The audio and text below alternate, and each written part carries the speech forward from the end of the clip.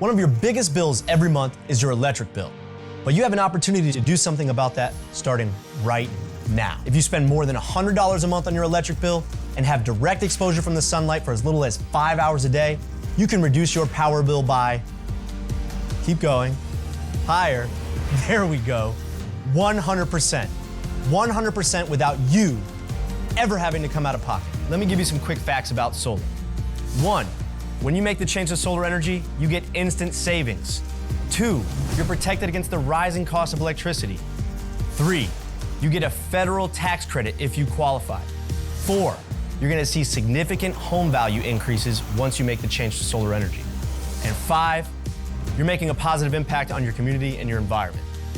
So, out with the old and in with the new. If making high electric bills a thing of the past sounds good to you, then call now to get started.